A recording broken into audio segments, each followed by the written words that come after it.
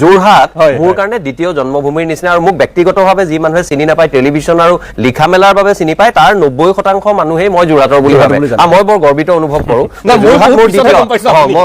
মই নগাঁও গুৱাহাটী গ'লে মানুহ আচৰিত হয় গতিকে যোৰহাটত এনে এটা কথা সম্ভৱ আৰু এইটো এটা বিক্ষিপ্ত ঘটনা নহয় আমি নিৰ্বাচনৰ প্ৰচাৰ কাৰ্য চলি থকাৰ সময়তো কিন্তু যোৰহাটত এনে এটা দৃশ্য আমি দেখিবলৈ পাইছিলো গতিকে সেইটো এটা খুব যোগাত্মক ইতিবাচক কথা কিন্তু সাংঘাতিক আজৰ যোগাত্মক কথাটো হ'ল আমাৰ যেটো ভোটৰ হাৰ 85% ভোট দিয়া মানে আৰু এই ভোটৰ হাৰটো কিন্তু কেতিয়াবা কেতিয়াবা এই কথাটো খুচাই বহু বিশ্লেষক পণ্ডিতে কয় যেতিয়া ভোটৰ হাৰ বেছি হয় তেতিয়া হলে যিখন চৰকাৰ থাকে সেই চৰকাৰখনৰ প্ৰতিষ্ঠান বিৰোধী এটা ভোট হোৱা বুলি ভাবি ল'ব পাৰি কিন্তু সেই কথাটো আজিয়ে কিন্তু ইয়াত ডাঠি ক'ব নোৱাৰি কিন্তু আগৰ বহু বিশ্লেষক আৰু গৱেষকে সেই কথাটো তেনেকৈ কৈছে তৃতীয় কথাটো হ'ল আপুনি মুখ্যমন্ত্ৰীৰ কথা অকমান আঙুলিয়ালে সাধাৰণতে কি হয় যে আপুনি ডক্টৰ হিমন্ত বিশ্ব শৰ্মা ডাঙৰীয়া বহুবোৰ ৰাজনীতিৰ কথা আমি সমৰ্থন নকৰো তেওঁৰ কথা কোৱাৰ ধৰণ বা বিভিন্ন কথা অকমান বেলেগ হ'ব লাগে বুলি মই ভাবো তেনে ক্ষেত্ৰতো তেওঁ কিছু ভাল কামো কৰিছে চাকৰিটা কৰি দিয়া বা আৰু আন্তৰ্গাঁথনিৰ ক্ষেত্ৰত সেইটোৰো সাধুবাদ আমি দিওঁ কিন্তু এই ধৰণৰ যে মানুহৰ মাজত অনা বিভাজনৰ কথাটো লৈ মই সদায় এই কথাটো বিৰোধিতা কৰি আহিছো পাৰ্য অনুসৰি আৰু এই কথাটো আজি দেখি মই বৰ আচৰিত হলো যে মই এখন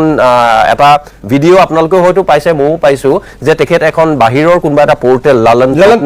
ট্ৰপৰ সেই মানুহজনক তেওঁ লালন ট্ৰপ কি কেনেকুৱা নাজানো বুলি কৈছে কিন্তু আৰু এখন আহিছে 2021 চনৰ নিৰ্বাচনৰ সময়ত লালন ট্ৰপৰ কোনোবা সাংবাদিকৰ লগতে তেওঁ কৰিছে কিন্তু তেওঁ ব্যস্ততাৰ বাবে পাহৰি যাব পাৰে মই নাজানো কিন্তু সেই কথাটো অলপ আশ্চৰ্যকৰ ডক্টৰ হিমন্ত বিশ্ব শৰ্মাৰ ক্ষেত্ৰত আৰু ধৰি লওক কৰবাত অকমান ভাষাৰ ব্যৱহাৰ যোৱা 4-5 দিনত সাধাৰণতে হিমন্ত বিশ্ব শৰ্মাক মই দেখিছো যিমান তেওঁ অস্থিৰ পৰিস্থিতিটো বহু মানুহে আক্ৰমণ কৰিলেও কাৰণ তেওঁতো বহু কষ্ট কৰি মুখ্যমন্ত্ৰী হৈছে সেই সময়ছোৱাটো কিন্তু সাধাৰণতে তেওঁ বৰ বিচলিত হৈ পৰা বিমূৰত পৰা বিমৰ্ষ হোৱা এনেকুৱা ধৰণৰ কথা দেখা নাপায় কিন্তু যোৱা 4-5 দিনত আচলতে বিভিন্ন ক্ষেত্ৰৰ পৰা বিভিন্ন কথাবোৰ অহাৰ বাবে সেইটো এটা লক্ষণীয় দিশ বুলিহে মই কৈছো যে ডক্টৰ হিমন্ত বিশ্ব শৰ্মাক অকমান যেন ব্যক্তিগতভাৱে তেওঁ বিচলিত হোৱা দেখা গৈছে ইয়াৰ পৰা কি ৰাজনৈতিক ফলাফল হয় সেইটো আমি 4 মে'তহে গম পাম আৰু এটা কথা মই ক'ব বিচাৰো চাওক দেই আজি আপুনি যোৰহাটৰ কথাটো ক'লে যদি মই আগতেও কৈছো আজিও দুহাৰিব বিচাৰো এগৰাকী মানুহৰ পৰা আমি যে ৰুচিপূৰ্ণ অসমীয়া যেটো মানসিকতা বুলি কওঁ সেই কথাটোৰ পৰা আচলতে ভাৰতীয় মানুহকো আৰু পৃথিৱীৰ মানুহকো শিকাব পৰা সেই মানুহগৰাকী কোনো ধৰণৰ ৰাজনৈতিক পৰিয়ালৰ লগত নিবিড়ভাৱে জড়িত কিন্তু নিজে কোনো ধৰণৰ ৰাজনীতি নকৰে সেই মানুহগৰাকী হ'ল ডলি গগৈ আজি অসমত মুখ্যমন্ত্ৰী বৰ্তমানৰ মুখ্যমন্ত্ৰী প্ৰাক্তন মুখ্যমন্ত্ৰী আমাৰ সৰ্বানন্দ সোণোৱাললৈহে বিয়া কৰোৱা নাই বেলেগ মুখ্যমন্ত্ৰী পত্নী আছে কিন্তু আন পত্নীৰ কথা সন্মান সহকাৰে মই কওঁ আমি কোনো বেয়াও ক'ব নিবিচাৰো বা আমি ক'ব বিচৰা নাই কিন্তু ডলি গগৈ বুলি ক'লে মানুহৰ মনলৈ যেটো ৰুচিপূৰ্ণ সেই মহিলা ব্যক্তিত্ব সম্পন্ন এগৰাকী মহিলাৰ কথা আহে যাৰ কথা কাণ্ড আচৰণ ব্যৱহাৰে অসমীয়া মানুহক আমাৰ যেটো স্পিৰিচুৱেল বুলি মই নকওঁ কিন্তু এটা ইন্টেলেকচুৱেল কক আমাৰ সাংস্কৃতিক উচ্চতা ৰুচিপূৰ্ণভাৱে আমি কিমান ওখ সেই কথাটো কিন্তু প্ৰমাণ কৰে এইটো এটা গুৰুত্বপূৰ্ণ দিশ বুলি ভাবো আৰু এটা কথা আহিছে মই কিন্তু এটা অলপ আচৰিত হৈছো এইটো অৱশ্যে ইয়াৰ পৰা মই এইটো কোৱা নাই যে নিৰ্বাচনত বহুতবোৰ আখোৱা বা দুৰ্বলতা আছে কাৰণ আমাৰ যিসকল এডিশনাল চিফ ইলেক্টৰেল অফিচাৰ আমাৰ দামোদৰ বৰ্মন তেখেতেও মোৰ লগত যোগাযোগত আছে মোৰ আগৰ পৰা চিনাকি তেওঁলোকে কিন্তু বিভিন্ন কাম তেওঁলোকৰ ওপৰত বহু কথা অভিযোগ আহিছে বহুবোৰ কথা মানুহে সমালোচনা কৰিছে তেওঁলোকেও কিন্তু কাম কৰিবলৈ যত্ন কৰিছে মই যেতিয়া সামাজিক মাধ্যমত কালিৰ পৰা পোষ্ট দিছো তেওঁ মোলে ব্যক্তিগতভাৱে দিছে মই তাৰ বাবে তেওঁক ধন্যবাদ জনাইছো কিন্তু এটা কথা আপুনি চাব দেই এইটো হয়তো অকমান শংকিত হৈও হ'ব পাৰে যে মুখ্যমন্ত্ৰী ডাঙৰীয়া আজি যেতিয়া ভোট দিলে মই ভোট দিলো মোৰ পৰিবাৰেও দিলা সকলোৱে হয়তো দিছে অধিকাংশ মানুহে দিছে সাধাৰণতে কি হয় হাতত চিয়াহি লগোৱাটো ভোট কৰো প্ৰথমতে হয় আৰু তাৰ পিছত গৈ পেলাই ইলেক্ট্ৰনিক মেচিনত দিব লাগে তেনেকুৱা হৈছে ভোট কৰো দিগন্ত চাইদুল কিন্তু মুখ্যমন্ত্ৰীৰ ক্ষেত্ৰত আমি দেখা পালো যে তাৰ উল্টা তেওঁ ভোট দিয়াৰ পিছতহে হয়তো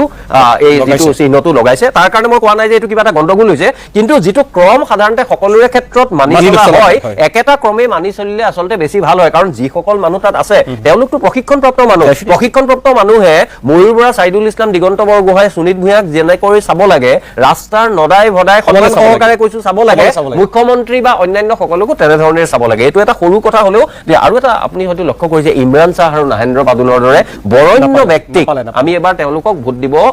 মানে সেই সুবিধাটো কৰি দিব নোৱাৰিলো চৰকাৰে সুবিধা দিছিল যে বয়সস্থ মানুহক কৰিব পাৰে কিন্তু আমাৰ কেতবোৰ মানুহৰ হেমাহিৰ বাবে মই যেহেতু দামোদৰ বৰ্মনৰ নাম ললো আৰু আমাৰ ইলেক্ট্ৰেল অফিচাৰ অনুৰাগ গোয়েল তেখেতেও বহু সক্ৰিয়তাৰে সৈতে কাম কৰিছে এইখিনি কথা যদি তেওঁলোকে আৰু বেছিকৈ চোৱা চিতা কৰাহেঁতেন মই ভাবো 85% যেটো হাৰে আমাক এটা আশ্বস্ত কৰিছে আমাক এটা সুখ দিছে যে গণতান্ত্ৰিক চেতনাৰ প্ৰতি মানুহৰ আস্থা এতিয়াও আছে এই কথাখিনিয়ে কিন্তু আৰু বেছি মানুহক সকাহ দিলে হয় আৰু শেষত মই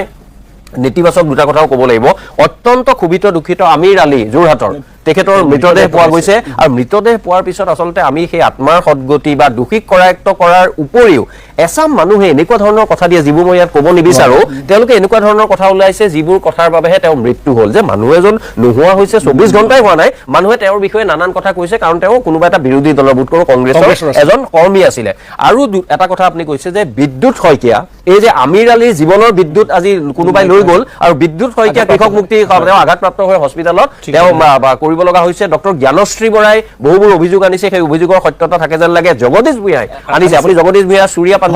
সেই কথা হয়তো দেখিছে তাৰ খোৱাঙত লুৰিণজ্যোতি গগৈ গাড়ী ভাঙাৰ কথাও আমি শুনিবলৈ পাইছো মই সঁচা মিছা নাজানো আৰু তামুলপুৰতো UPPLৰ 2 সমৰ্থক গুলীবিদ্ধ হোৱা বুলি ওলাইছে মই সঁচা মিছা নাজানো গতিকে আমাৰ যোগাত্মক কথা যেনেকৈ আছে তাৰ মাজত ঋণাত্মক কথাও বহুত আছে আৰু সেইটো লৈ এই নিৰ্বাচন আমাৰ গণতন্ত্ৰৰ উৎসৱ আজি আমিও দিলো আৰু চাওঁ 4 তাৰিখে কি হয় যি হয় অসমৰ ভাল হোৱাটো কামনা কৰোঁ মই সেইখিনিলৈকে যাম মই দিগন্ত আচলতে মই যিসকল আপোনালোকক আমন্ত্ৰণ কৰিছো সবৰে মানুহকেইজন চাই পেলাই ধৰক আপুনি যিটো বিশ্লেষণ আগবঢ়াইছে এতিয়া ডক্টৰ দিগন্ত বুঢ়াগোহাঁই আৰু চাইদুলক মই এইটো কাৰণে মাতিছো দিগন্ত কালি ভোট দিবলৈ টিংখাং গৈছে আজি দিগন্তই ৰাতিপুৱা তাত ভোটদান সাব্যস্ত কৰিছে আৰু ৰাতিপুৱা ভোটদান সাব্যস্ত কৰিবলৈ গুৱাহাটী পাইছেহি আজি মোৰ অতিথি আৰু ঠিক তেনেদৰে চাইদুলেও নিৰ্বাচনৰ পূৰ্বে সি মোটামুটি চাইদুল ইছলামে মই বেয়া নাপাব আমি খুব বন্ধু কাৰণে কি বুলি ওলাই গৈছে সেইটো যাতে কোনো নধৰে আমি চাইদুলে মোটামুটি উজনি অসম চাৰখাৰ কৰি পেলাইছে ভুৰি সেইটো তেওঁৰ এটা খুব নিচা বা সেইখিনি তথ্যখিনি কি পালে আৰু এতিয়া কি পাব আৰু মামুনদাৰ কথাটো আমি সকলোৱে জানোৱে তেখেত এজন অত্যন্ত বেছি ভাল লেখক ৰাজনীতিক যদিও বা মানুহজন প্ৰচলিত ৰাজনৈতিক যিটো মেৰ পেছৰ মাজত সোমাই পেলাই কিবা হৈ থাকিলে যি কি নহওক দিগন্তৰ দৃষ্টিৰে আজিৰ যিটো ভোটদান পৰ্ব মই অকল আজি আচলতে গোটেই গণতন্ত্ৰৰ যিটো মানুহে উৎসৱ বুলি কয় আজি সমাপ্তি ঘটিছে বুলি মই নকওঁ কিন্তু এটা পৰ্যায় আজি শেষ হৈছে তাৰ মাজত এটা গ্ৰেপ হ'ব তাৰপিছত ৰিজাল্ট আহিব এই যে আমি যোৱা কিছুদিন ধৰি 2 মাহ 3 মাহ বা যোৱা 15 দিন ধৰি বিভিন্ন কথা পাতিছো আৰু বিভিন্ন কথাবিলাকৰ মানে বহুত নিম্ন স্তৰলৈ গৈছে বুলিও আমি আলোচনা কৰিছো আৰু আমাৰ যিটো ৰাজনৈতিক পৰিস্থিতি সেই পৰিস্থিতিত যিবিলাক কেৰুণ আছে এইবিলাক কথাও আমি আলোচনা কৰিছো প্ৰাৰ্থীৰ ভাষাৰ কথা আলোচনা কৰিছো তেওঁলোকে কোনবিলাক ইছ্যু লৈ আনিব লাগিছিল সেই কথাও পাতিছো কিন্তু তাৰ মাজত আজিৰ দিনটোত মই যিটো কথা ক'ব খুজিছো যে ভাৰতীয় নিৰ্বাচনী মানে গণতন্ত্ৰৰ যিটো নিৰ্বাচনী পদ্ধতি এই পদ্ধতিটোক এটা সুসংহত কৰি ৰখাত যি ধৰণৰ ব্যৱস্থা নিৰ্বাচন আয়োগকে ধৰি গোটেই বিষয়ববীয়াসকলে লৈছে খুব কিন্তু আমি এইটো সন্মান কৰি বা আদৰে হয়তো কথাটো ক'ব লাগিব কাৰণ মোৰ মনত পৰে মই এই যোৱা 15 দিনত দুবাৰ মই আপাৰ আছামলৈ উজনি অসমলৈ গৈছো সিদিনাখন যাওঁতে মোক 12খন জেগাত গাড়ী ৰখাইছে আৰু আটাইকেইজন ৰখোৱা মানুহ কিন্তু এজনো অসমীয়া নহয় তেওঁলোক অসমৰ বাহিৰৰ পৰা আহি পৰ্যবেক্ষক হিচাপে বা চিকিউৰিটি হিচাপে ৰৈছে আজিৰ দিনটোতো যি ধৰণে এটা প্ৰচাৰ পৰিচালনা কৰাৰ ফলত এই যে এটা বৃহৎ সংখ্যক ভোট আহিছে এই বস্তুটো আচলতে আমি যিমানেই কোনোবা ৰাজনৈতিক দলৰ প্ৰতি আমাৰ নেতাৰ প্ৰতি আমাৰ অনাস্থা থাকিব পাৰে কিন্তু ভাৰতীয় গণতন্ত্ৰৰ প্ৰতি যে আমাৰ দেশখনৰ যিটো ৰাইজৰ যিটো আস্থা এই আস্থাটো কিন্তু এই গোটেই প্ৰক্ৰিয়াটোৱে জীয়াই ৰাখিছে বুলি মই ভাবোঁ এতিয়া যদি মই আজিৰ নিৰ্বাচনৰ কথাটোলৈ আহোঁ মই যদি কালি মই আচলতে যেতিয়া গুৱাহাটীৰ পৰা গৈ আছিলোঁ তেতিয়া মই এটা আচৰিত হৈছিলোঁ এটা কথাত যে 2016 চনৰ পৰা 14 চনৰ পৰা মই ইলেকশ্যনত ভোট দিবলৈ আগদিনাখন গুৱাহাটীৰ পৰা ডিব্ৰুগড়লৈ মই যাওঁ কালি মই দেখিলোঁ যিটো বস্তু সেইটো হৈছে কি হঠাৎ মানে আপোনাৰ হাইৱেত যেন গাড়ীৰ সংখ্যা বগা গাড়ী বিভিন্ন ৰঙৰ সৰু গাড়ীৰ সংখ্যা বহুত বেছি পৰিমাণে দেখিছোঁ উজনি অসমলৈ যিটো আমি ভোটৰ খুঁট বোৱা বুলি কৈছোঁ সেই খুঁটটো মই 14 চনত দেখিছিলোঁ সেই খুঁটটোৰ মাজত মই 16 আৰু আপোনাৰ 21 বা 19 মই অকণমান দেখা নাছিলোঁ কিন্তু ছাডেনলি এইটো কিন্তু মই এবাৰ দেখিছোঁ এইটো এটা ইতিবাচক দিশ বুলি মই ভাবোঁ কাৰণ ভোটৰ পাৰ্চেণ্টেজ হয়তো 5% বৃদ্ধি পাইছে এতিয়ালৈকে আমি জনাত আৰু কোন সমষ্টিত কি ধৰণে বৃদ্ধি পাইছে এইবিলাক কথা আমি পিছত আলোচনা কৰিব পাৰিম কিন্তু এই ৰাইজৰ যে ভোট দিবলৈ যিটো আগ্ৰহ এই কথাটোৱে কিন্তু ভাৰতৰ মানে অসমৰ কাৰণে বা ভাৰতৰ কাৰণে গণতন্ত্ৰৰ কাৰণে মই এটা সুস্থ দিশ বুলি মই পৰ্যালোচনা কৰোঁ হয় চাইদুল ইছলাম নিৰ্বাচন ভোট গ্ৰহণৰ আগৰ যিটো আপোনাৰ গ্ৰাউণ্ড জিৰ' অভিজ্ঞতা আৰু আজিৰ ভোটদানৰ যিখিনি তথ্য আপুনি পাইছে তাৰপিছত এই নিৰ্বাচন আমাৰ প্ৰত্যাশা জনপ্ৰতিনিধিৰ দায়িত্ব সেইটো পিছলৈ প্ৰথমতে আজি নিৰ্বাচন আৰু আমাৰ প্ৰত্যাশা আজি নিৰ্বাচন বুলি ক'লে আমি মেইনলি এই যিটো হাই নাম্বাৰ অফ মানে পাৰ্চেণ্টেজ সেইটোকে খুব সাংঘাতিকভাৱে আলোচনা সকলোৱে কৰিব খুজিছে বা কৰিছে এতিয়া সমস্যাটো হৈছে কি আমি কালি বা পৰহিলৈকে NDA কিমান চিট পাব কোনে নাপাব এই ধৰণৰ কথাবিলাক কৈ আছিলোঁ কিন্তু আজি এই মুহূৰ্তত এই যিটো হাই পাৰ্চেণ্টেজ অফ ভোটিং এইটো লৈ পেলাই কিন্তু মানুহৰ মনত যিসকলে এই ৰাজনৈতিক কথা বতৰাবিলাক অলপ পৰ্যালোচনা কৰে কথা বতৰা পাতে নাম্বাৰ গেমটো অলপমান খেলি ভাল পায় সেই মানুহখিনি অকণমান সময়ৰ কাৰণে অলপ স্তম্ভিত কৰিছে খেলি মেলি হৈছে এতিয়া নম্বৰবিলাক আমি কৈছিলোঁ আগত এই নম্বৰটো থাকিবনে নাই আমি যিখিনি কথা মানে প্ৰেডিক্ট কৰিব চেষ্টা কৰিছিলোঁ সেইটো থাকিবনে নাই অনুমানটো সত্য হ'বনে নহ'ব এইটো লৈ পেলাই অলপ সন্ধিয়া হৈছে এতিয়া এই যিটো পৰিস্থিতি এতিয়া আজিৰ তাৰিখত হয়তো 90% নচলিলেও 90% কাষলৈকে যাবলৈ গৈছে আৰু এইটো অসমৰ ইতিহাসৰ আটাইতকৈ ডাঙৰ এটা অভিলেখ আৰু গণতন্ত্ৰত এই ধৰণৰ যিটো সংযোগ মানুহৰ বা আপোনাৰ যিটো জড়িত হোৱাৰ যিটো প্ৰৱণতা এইটো কিন্তু দুই ধৰণৰ কথা আছে গণতন্ত্ৰৰ প্ৰতি সন্মান এইটো এটা নিতান্ত আছে দ্বিতীয় কথাটো হৈছে নিৰ্বাচন আয়োগৰ যিটো কথা আমি আলোচনা কৰিছোঁ এইটো এটা অত্যন্ত গুৰুত্বপূৰ্ণ কথা 3 নম্বৰ কথাটো কিন্তু আমি আঁতৰাই চলি নহ'ব এইটো হৈছে সংবাদ মাধ্যমে এটা এই গোটেই ব্যৱস্থাটো কিন্তু এটা ভূমিকা গ্ৰহণ কৰিছে আৰু মই সংবাদ মাধ্যমক যদিও বিভিন্ন সময়ত এতিয়া সংবাদ মাধ্যম মানুহ তুচ্ছ-তাচ্ছিল্য কৰি ভাল পায় কিন্তু মই আজি সহৃদয়তাৰে গোটেই বিষয়খিনিক মই কিন্তু আপোনালোকক কৃতজ্ঞতা জনাব বিচাৰিছোঁ ধন্যবাদ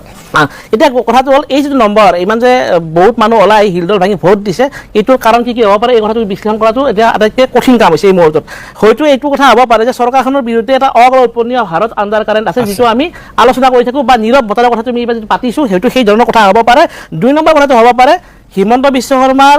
ৰাজনীতি হিতাধিকাৰী অৰুণোদয় উদ্যমিতা আৰু এই যিটো হিমন্ত বিশ্ব শৰ্মাৰ যিটো বিজেপিৰ ৰাজনীতি সেই ৰাজনীতিত হয়তো কেনেবাকে একেবাৰে মাইক্ৰ' লেভেলত মেনেজমেণ্টৰ যিটো কথা বতৰা সেই কথাটো হ'ব পাৰে আৰু এটা অন্য এটা দিশ আছে সেইটো হৈছে এছআৰ যিটো আমাৰ স্পেচিয়েল ৰিভিজন হৈ গ'ল সেই ৰিভিজনটো কিন্তু এটা ডাঙৰ নম্বৰ কিন্তু আমাৰ ভোটৰ পৰা ডিলিট হৈছে গতিকে এই ডিলিট হোৱা নম্বৰখিনি মৃত ভোটাৰ বা ডাবল এণ্ট্ৰি এই ধৰণৰ কথা বতৰাখিনিয়ে যিটো নাম্বাৰ আউট কৰি দিলে সেইটোও কিন্তু কেনেবাকে 1% 1.5% মান ভোটৰ যিটো হাই গৈছে সেইটো হয়তো হ'ব পাৰে আৰু 3 নম্বৰ বিষয়টো হৈছে সাধাৰণতে কি হয় আপুনি চাব যিটো এতিয়া অকণমান আগতে দিগন্তই কৈছে যে 14 চনত দেখিছিলোঁ যেতিয়া মই কালি 6 বজাত মই গুৱাহাটীৰ পৰা ওলাইছোঁ মই ৰাতি ঘৰ পাইছোঁ 10:10 অনুৰূপ কথা আৰু মই এনেকৈ লাগিছে যদি কেনেবাকৈ আজি যদি এইটো যদি ৰেলীত মই কেনেবাকৈ আগত থাকিলোঁ এখন ফ্লেগ চেক কিবা পাৰ্টি লগাই পেলাই এইটো হয়তো অসমৰ ভিতৰত আটাইতকৈ দীঘল ৰেলী হ'লহেঁতেন মই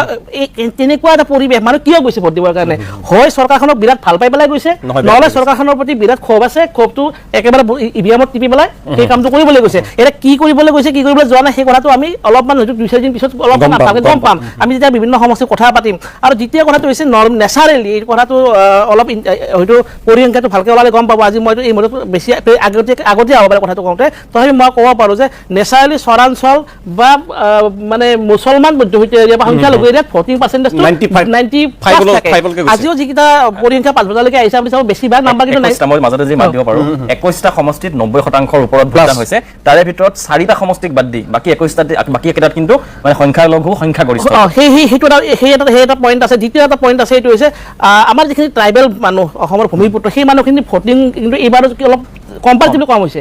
এই গোটেই কথা বতৰা আজি যদি আমি তিয়কৰ কথাই চাওঁ তিয়কৰ কথাটো চাব পাৰোঁ বা একে সময়তে আমি আমাৰ যোৰহাটৰ কথাটো চাব পাৰোঁ কম্পাৰিটিভলি যোৱাবাৰকৈ বাঢ়িছে কিন্তু কম্পাৰিটিভলি কমিছে গতিকে এই গোটেই প্ৰেক্ষাপটটোত এই ধৰণৰ কথা বতৰা আছে এটা কথা আমি ইয়াতে এড কৰি চাব লাগিব যিটো ভাল কথা বুলি মই ভাবোঁ সেইটো হৈছে এইবাৰ প্ৰায় 28 লাখ জেন জি আছে আৰু জেন জিবিলাকক আমি সদায় গালি পাৰি থাকোঁ ৰিল বনাই কিবা বনাই এইবাৰ কিন্তু ৰিল বনোৱা কথা বতৰাবিলাকক কিন্তু ক'ৰবাত কিন্তু এই নিৰ্বাচনৰ যিটো আবহাৱা এইটোত কিন্তু এটা গুৰুত্বপূৰ্ণ প্ৰভাৱ বিস্তাৰ কৰিছিল আৰু বৈধ গুৱাহাটীৰ যিগৰাকী প্ৰাৰ্থী কুনকি চৌধুৰী সেই কথাটো লৈ যিমান পাব্লিক চেটাৰ হ'ল সেইটো মই ভাবোঁ নতুন প্ৰজন্মৰ মানুহক কিন্তু আকৰ্ষিত কৰিছে এই কথাটো আমি অস্বীকাৰ কৰিব নোৱাৰোঁ গতিকে এই গোটেই কথাখিনি মিলাই পেলাই এতিয়া চৰকাৰ সলনি হ'বনে নহয় এই কথাটো আমি হয়তো যদি আপুনি এতিয়া মই সময় দিব কথাটো কৈ দিব পাৰোঁ যে এই মই অকণ মুখ্যমন্ত্ৰী এটা ভাষ্য আহি আছে ন লাইভত মই অকণমান মুখ্যমন্ত্ৰীয়ে কি কৈছে যদি মই দেখুৱাবলৈ চেষ্টা কৰিম তাৰ ওচৰত যাব নোৱাৰে আৰু বিজেপিৰ গগৈবিলাকে তাতকৈ ভাল ভোটত দিব যদি তৰংগ গগৈ আৰু অখিল গগৈ মাৰ্জিন দেখে তৰংগ গগৈ বেছি ভোটত জিকিব যদি হীৰেণ গগৈ আৰু লুৰিণ গগৈ পাৰ্চেণ্টেজ জোখে আমাৰ হীৰেণ গগৈ বেছি ভোটত জিকিব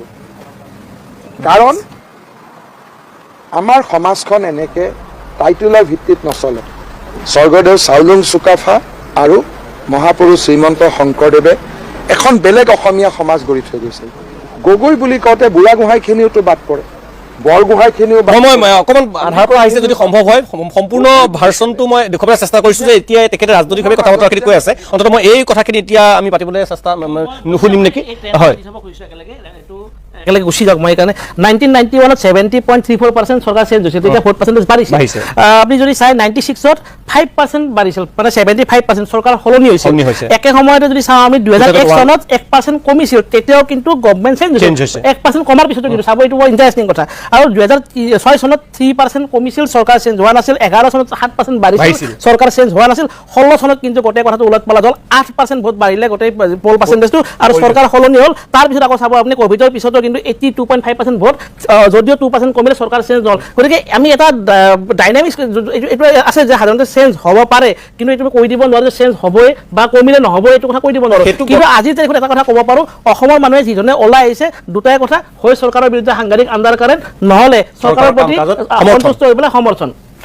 মই এটি বিৰতি ল'ব লাগিব, তাৰপিছত অনন্ত মই আকৌ আপোনাৰ ওচৰলৈ যাম। মুখ্যমন্ত্ৰীয়েনো তিনি গগৈৰ কথা কি কৈ আছে আচলতে, তেখেতে প্ৰথমৰ পৰা যদি ভাষ্যখিনি মোৰ সতীৰ্থসকলক অনুৰোধ জনাইছোঁ,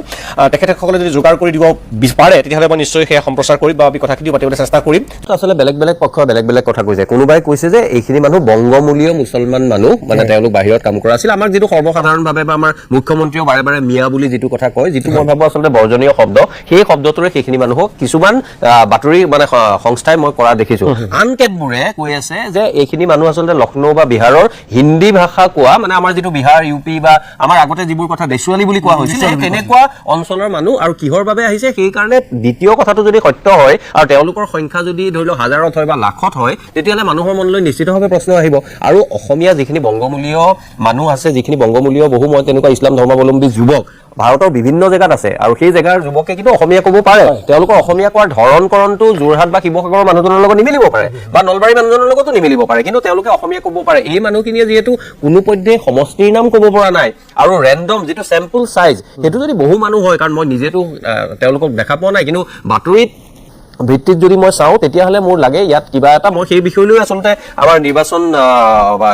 তেওঁলোকৰ লগতো মই দামোদৰ বৰ্মনৰ কথা কৈছোঁ, যোগাযোগ কৰিছিলোঁ। তেওঁলোকে মোক গোটেই কথাটো কৈছে যে কিয় এইটো কথা আচলতে অসম্ভৱ, কোনোপধ্যে নহয়, আৰু তেওঁলোকে বহুবোৰ তাত যুক্তিও দিছে। কিন্তু আপুনি যেতিয়া সেই কথাবোৰ দেখে, প্ৰশ্নটো উদয় হ'ব, আৰু প্ৰশ্ন উদয় হ'লে অসমৰ নিচিনা ঠাইত য'ত 120-30 বছৰৰ এটা ইতিহাস আছে যে প্ৰব্ৰজন আৰু 47 চনৰ পিছৰ অনুপ্ৰৱেশ, আৰু কংগ্ৰেছ দলে এসময়ত ধৰি লওক আলিকুলিৰ কথা কৈছিল দেৱকান্ত বৰুৱাই, তাৰপিছত ভোট বেংকৰ ৰাজনীতি কৰিলে, সেই ভোট বেংকৰ আকৌ চাহ জনগোষ্ঠীয় মানুহক যোৱা 10 বছৰ একেবাৰে এদনীয়াভাৱে বিজেপিয়ে নিজৰ হাতলৈ আনিলে। এতিয়া সেইটো অকণমান উলট পালট হয়তো হৈছে, কাৰণ দুটা নতুন JMM আহিল আৰু ভাৰত পাৰ্টি নে কি এটা পাৰ্টি আহিছে, ভাৰত পাৰ্টি আহিল। গতিকে এই যিটো ভোট বেংকৰ ৰাজনীতি, এই ৰাজনীতিটোৱে আচলতে আপোনাৰ গণতান্ত্ৰিক চেতনা সদায় দুৰ্বল কৰে। ভোট বেংক মানে কি, আমি যি কাম কৰোঁ কিন্তু এওঁলোকে আমাক সদায় ভোট দিবই, তাৰমানে টেকেন ফৰ গ্ৰান্টেড। এনেকুৱা ক্ষেত্ৰত এইখিনি যিটো কথা আহিছে, কিন্তু তাতকে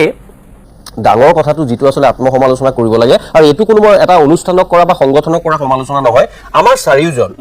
মানে দিগন্ত, সুনীত ভূঞা, চাইদুল ইছলাম, মই ময়ূৰ বৰা, আমাৰ চাৰিওজনৰে বহুত মানে আপোনালোক তিনিজনৰ মোতকৈ বহু বেছি গুণ আছে, মই সন্মান কৰোঁ, কিন্তু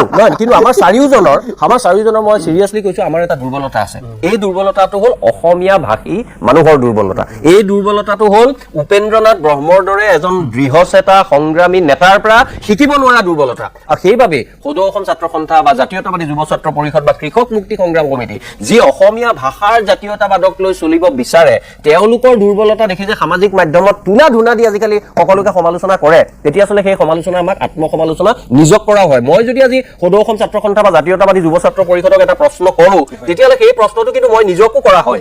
কাৰণ সেইটো আমিও, আৰে সদৌ অসম ছাত্ৰ সন্থা কোন, জাতীয়তাবাদী আমাৰ এইটো আমাৰ এটা অংগৰ নিচিনা। গতিকে কালি মই এটা আহ্বান দিছিলোঁ সামাজিক মাধ্যমত, আৰু একেটা আহ্বানে মই ভাল পাইছোঁ,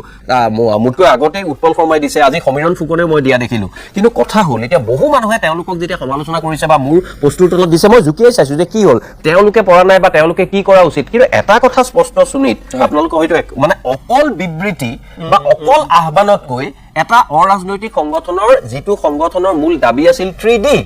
ডিটেক্ট,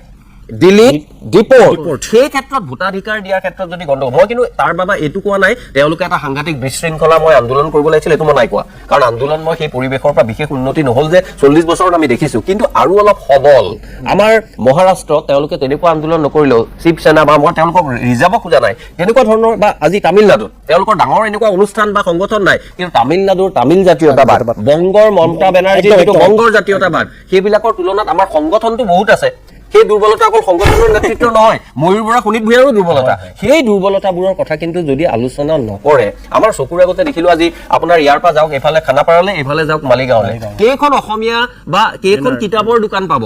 অলপ দিনৰ পিছত অসমীয়া অন্যান্য হোৱা দোকানো এইবোৰ কথা নাইকিয়া হ'ব। গুৱাহাটীখনত আজি যে কোনোবা এজন প্ৰাৰ্থীক লৈ যে আমি কৰিছো, কিন্তু বিজেপিয়ে এই কথাবোৰ জানে, তেওঁলোকে সমীকৰণবোৰ জানে, অংকবোৰ জানে, কোন মানুহক ক'ত দিব লাগিব। সেইবাবে অসমীয়া কথাটো তেওঁলোকে বৰ কেৰেপ নকৰে, আৰু সেইটো অসমীয়া ভাষী মানুহে, সংগ্ৰামী নেতৃত্বই তেওঁলোকৰ ক্ষুদ্ৰ চিন্তাৰ পৰা ওলাই জাতিটোৰ কাৰণে যদি কিবা এটা কৰিব বিচাৰে, এইটোৱে কিন্তু শৰাইঘাটৰ শেষ ৰণ আচলতে আমাৰ কাৰণেহে, এইটো আমাৰ দৰে সংগঠনৰ কাৰণে। গতিকে মই এই কথাটো মই ক'লো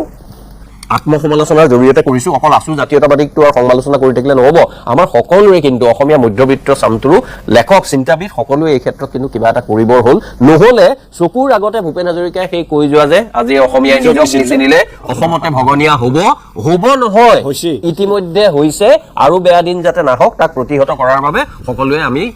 টঙালি বান্ধিবৰ হ'ল। মই ইতিমধ্যে গম পাইছো যে মাননীয় মুখ্যমন্ত্ৰী মহোদয়ে আমাক খুব চোকা ভাষাৰে সমালোচনা কৰিছে, কিন্তু মই কথাখিনি যিটো আধাৰ পৰা মই দেখুৱাব খোজা নাই। দৰ্শকসকলক কৈছো যে ডক্টৰ হিমন্ত বিশ্ব শৰ্মাই স্বাধীন প্ৰতিদিন গোষ্ঠীক তেখেতৰ স্বভাৱসুলভ ভংগীমাৰে বা বাকশৈলীৰে খুব চোকা ভাষাৰে এই মুহূৰ্তত সমালোচনা কৰি আছে। যিহেতু আধাৰ পৰা আমি আলোচনা কৰি আছো, গতিকে আধাৰত মই বস্তুখিনি দেখুৱাব খোজা নাই। যদি সম্পূৰ্ণৰূপে মোৰ সতীৰ্থসকলক মই বাৰে বাৰে অনুৰোধ কৰিছো তেখেতে সকলে বস্তুটো মোক যোগাৰ কৰি দিয়ক। সম্পূৰ্ণ হোৱাৰ পিছত তেখেতে কি ক'লে, কিয়নো ক'ব লগা হ'ল, আমিও শুনো, আমিও অলপ পাতিবলৈ চেষ্টা কৰিম। মই আকৌ অতি বিৰতি লৈছো, বিৰতিৰ পিছতে ত্ৰিদীপ ভাগৱতী আহি পাইছে, ত্ৰিদীপ ভাগৱতীয়েও ক'ব। এটি বিৰতি আহি আছো, অকণমান পলমকৈ পালেহি।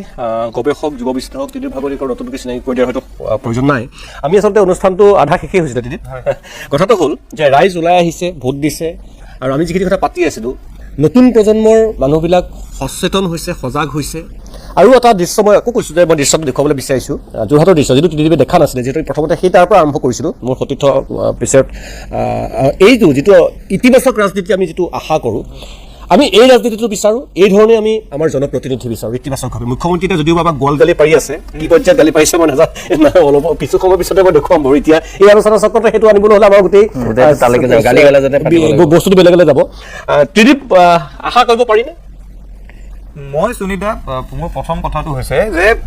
হিমন্ত বিশ্ব শৰ্মা ডাঙৰীয়াৰ তেওঁৰে যিহেতু বাইকটো মই আহি পাই দেখিলো, তেওঁৰ এটা নিজা ৰাজনৈতিক কৌশল আছে অসমত। তেওঁ বিচাৰে যে তেওঁ যেনেকে আমি তামিল চিনেমাবোৰত দেখা পাওঁ, তামিল চিনেমাত কেতিয়াও আপুনি চাব যে চাইড হিৰো নাথাকে, যেনেকে আমাৰ ইয়াত ৰবি শৰ্মা, যতীন বৰাই একেলগে এক্টিং কৰিব পাৰে, তেওঁ চিনেমাখনত তেওঁৱেই হিৰো, তেওঁৱেই জৰুৰী হলে ভিলেনো হৈ দিব, কিন্তু মানে মানুহে তেওঁকে চাই থাকিব লাগিব, স্ক্ৰীন টাইমটো তেওঁ বিচাৰে। এইবাৰো সেই একে ঘটনা হ'ল। আপুনি আজি মই যেতিয়া 9 তাৰিখ, এতিয়া আমি আটাই অকণমান যদি উভতি চাওঁ নিৰ্বাচনৰ প্ৰচাৰৰ দিনকেইটাত, আপুনি ভাবক কোনটো নেৰেটিভ বিৰোধীয়ে সৃষ্টি কৰা আৰু কোনটো এই মানুহজনে সৃষ্টি কৰা। দেখা পোৱা যায় আটাইবোৰ নেৰেটিভ। যেতিয়াই এই সুযোগ আহিছিল যে আমি তেওঁলোকক সোধো যে তোমালোকে 2016 আহি 16 মে'ৰ পিছত বিদেশী যাব বুলি কৈছিলা, কি হ'ল? বাংলাদেশৰ সৈতে চুক্তি হ'ল নে নাই? উন্মুক্ত কিয় হৈ আছে সীমান্ত? NRC কেতিয়া হ'ব? ক্লজ 6 কেতিয়া দিবা? 6 নম্বৰ জোখৰ সুৰক্ষা কবচ কেতিয়া পাম? জনজাতিকৰণ কেতিয়া হ'ব? হিতাধিকাৰী কৰি অসমীয়া মানুহক 1250 টকা দিলা, নিজৰ 100%, 200% সম্পত্তি বৃদ্ধি কৰিলা। এই মৌলিক প্ৰশ্নবোৰ সোধাৰ বাবে পৰিৱেশ যেতিয়া নিৰ্মাণ হৈছিল, তেতিয়াই গৌ মাংসৰ কথা আহিল। আৰু মই আজি একেবাৰে অকমতে স্বীকাৰ কৰিবলৈ ভাল পাম, এই নিৰ্বাচনটোত 4 মে' তাৰিখে যিয়েই ফলাফল নহওক, এই ফলাফলটোৰ আঁৰত বিৰোধীৰ কিমান কষ্ট আছে তাতোকৈ গুৰুত্বপূৰ্ণ কথাটো হ'ল অসমৰ ৰাইজে কিন্তু বিৰোধীৰ ভূমিকা পালন কৰিছে। এই যে আজি কথা পাতিব পৰা অৱস্থা এটা হৈছে, আজিতো মানুহৰ মনত সন্দেহ আছে যে এইটো আণ্ডাৰ কাৰেণ্ট নে এইটো প্ৰ ইনকামবেণ্ট এটা বঁটা। এই প্ৰশ্নটো প্ৰশ্ন উত্থাপন কৰিব পৰা পৰিৱেশটো অসমৰ ৰাইজে নিৰ্মাণ কৰি দিছে। ইয়াৰ বাবে আপুনি সকলো বিৰোধী ৰাজনৈতিক দলক সাধুবাদ দিয়াৰ আগত অসমৰ ৰাইজক সাধুবাদ দিব লাগিব। এইটো 1 নম্বৰ কথা। 2 নম্বৰ কথা, সনাতন সংস্কৃতি। এতিয়া মই এগৰাকী হিন্দু ধৰ্ম, মই যদিও নিজকে প্ৰথমতে অসমীয়া বুলি কৈ ভাল পাওঁ, মই হিন্দু ধৰ্মত বিশ্বাসী বা হিন্দু ধৰ্ম আমাৰ পৰিয়ালত আছে। সনাতন সংস্কৃতিলৈ আপুনি যেতিয়া চাব, সনাতন সংস্কৃতিত দুৰ্বাসা, বিশ্বামিত্ৰৰ দৰে মুনিবোৰ আছিল, কিন্তু হিন্দু শাস্ত্ৰত চাৰবাক বুলি মুনি এগৰাকী আছে। এতিয়া চাৰবাক মুনিয়ে এই বাকী মুনিসকলে যি কথা ক'লে তাৰ ওলোটা কথাবোৰ কৈ গৈছে, কিন্তু হিন্দু শাস্ত্ৰৰ বা সনাতনৰ সভ্যতাটোৰ গুৰুত্ব ইয়াতেই যে আমাৰ সভ্যতাটো ইমান সহনশীল যে আমি চাৰবাককো মুনি বুলি কওঁ। এতিয়া মই আজি খোলাকে কৈ যাওঁ, আজি মই ইয়াত যি কথা কওঁ, এই কথা প্ৰতিদিন টাইমত বাজিলেওতো ভোট নাবাঢ়ে, নকমে। ডক্টৰ হিমন্ত বিশ্ব শৰ্মা 2015 চনত ভাৰতীয় জনতা পাৰ্টীলৈ আহিছিল। 15 চনত ভাৰতীয় জনতা পাৰ্টীলৈ আহি মই নেজানো তেখেতৰ কি প্ৰতিযোগিতা এনেকুৱা আছে, তেওঁ যোগী আদিত্যনাথৰ লগত প্ৰতিযোগিতা কৰি থাকে, অমিত শ্বাহৰ লগত কৰি থাকে, নৰেন্দ্ৰ মোদীৰ লগত কৰি থাকে, নে কোন মানুহৰ লগত প্ৰতিযোগিতা কৰি ইমান সাম্প্ৰদায়িক কথা তেওঁ কিয় কোৱা হ'ল? এই মানুহজনৰ আপুনি যদি তাৰ আগৰ বক্তব্যবোৰ চাই, আগতেতো তেজ বৈ গৈছিল মুছলমানৰ, এতিয়া আহি তেওঁ এই ধৰণৰ পৰ্যায়লৈ লৈ গৈছে গোটেই কথাবোৰ, যিটো অসহনশীল ছবিটো স্পষ্ট হৈ গৈছে। গতিকে মই আজি ডক্টৰ হিমন্ত বিশ্ব শৰ্মা ডাঙৰীয়াক অনুৰোধ কৰিম আৰু তেওঁৰ সমগোত্ৰীয় ৰাজনীতিকসকলক অনুৰোধ কৰিম যে আপোনালোক অলপ ভেকেশ্যনত যাওক। এইকেইদিন অন্তত এই ধৰণৰ কথা কৈ অসমীয়া মানুহবোৰক আৰু বিভাজিত কৰিব নালাগে ফলাফল হৈ গ'ল বিহুটো আহি আছে বিহুটো আহি আছে অলপ নাচি বাগি মানুহবোৰে ফূৰ্তি কৰক নিৰ্বাচনটো উৎসৱ কৰি পেলাইছে নিৰ্বাচনটো ভোট দিয়াই কথা উৎসৱ নাছিল নহয় বিহুৱে উৎসৱ এইকেইদিন আপোনালোক অলপ ভেকেশ্যনত যাওঁ আৰু শেষ কথাটো হ'ল যিটো আটাইতকৈ গুৰুত্বপূৰ্ণ কথা নতুন প্ৰাৰ্থী এইবাৰ সুদীপ দা আপুনি এটা কথা মন কৰিব মৰিয়নিত 91 চনৰ পৰা ৰূপজ্যোতি কুৰ্মীৰ পৰিয়ালে শাসন কৰি আছিল নতুন প্ৰাৰ্থী ডক্টৰ জ্ঞানশ্ৰী বৰা যেতিয়া গ'ল মৌলিক কথাবোৰ সুধিলে লগে লগে তেওঁক বাধা দিয়া হ'ল মই এই কথাটো কিন্তু একে উশাহতে কৈ থম ৰূপালী লাংটাছাৰ কথা কৈছে আপুনি জেন জি যিসকল পাৰ্টি ৰূপালী লাংটাছাৰ কথা মুখতো কিন্তু আমি বিষবাস্প দেখা নাই ভাল লগা কথাটো হ'ল নতুন যিসকল পাৰ্টি জেন জি পাৰ্টি বুলি যাক আমি কৈছো তেওঁলোকে কিন্তু সাম্প্ৰদায়িক ৰাজনীতি ভাগুনমুখী ৰাজনীতি কৰা নাই গতিকে মই সুনীত দা আজি ৰাজহুৱাকে ক'ব খোজো 1985 চনৰ পৰা অসমত এটা গণ হতাশাৰ পৰিৱেশ আছে অসম আন্দোলন কৰাৰ পাছত মা দেউতাহঁতৰ সপোন ভাগি চুৰমাৰ হৈ গ'ল কা বিৰোধী আন্দোলন কৰাৰ পাছত আমাৰ সপোন ভাগি চুৰমাৰ হৈ গ'ল অসম আন্দোলন কৰি থকা মানুহৰ ঘৰৰ ল'ৰা ছোৱালীক মাক দেউতাকে কেতিয়াও নকয় যে তহঁত ৰাজনীতিলৈ যা কাৰণ ৰাজনীতিলৈ গ'লে কি হয়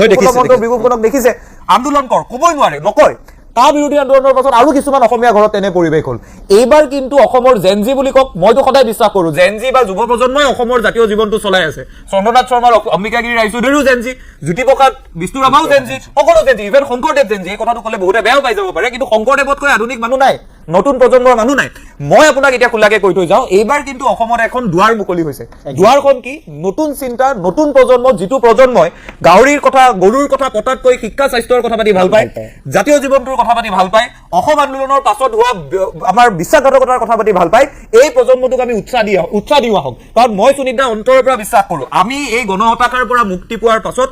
এতিয়া যদি এই প্ৰজন্মটোক উৎসাহ দি তেওঁ যি দলৰেই নহওক বিজেপিৰ হওক কংগ্ৰেছৰ হওক ৰাইজৰ দলৰ হওক জাতীয় পৰিষদৰ হওক তেওঁক যদি আমি উৎসাহ দি দিওঁ 4 তাৰিখে ফলাফল তেওঁলোকৰ বিপৰীতে যাব পাৰে ৰূপালী লাংটাছাও হাৰিব পাৰে মধ্য গুৱাহাটীৰ প্ৰাৰ্থীগৰাকীও হাৰিব পাৰে জ্ঞানশ্ৰী বৰাও হাৰিব পাৰে কিন্তু তেওঁলোকে যে সাহস কৰি ওলাই আহিল অসমত যে পৰিৱেশ এটা সংৰচনা কৰিলে তাক আমি একেলগে সাধুবাদ দিওঁ আহক আৰু মই বিচাৰিম অসমৰ ৰাজনীতিৰ চাণক্য উত্তৰ পূবৰ চাণক্য ডক্টৰ হিমন্ত বিশ্ব শৰ্মা ডাঙৰীয়াই এই সাধুবাদ দিয়া তালিকাখনত প্ৰথমতে নিজৰ নামটো লিখাটো উচিত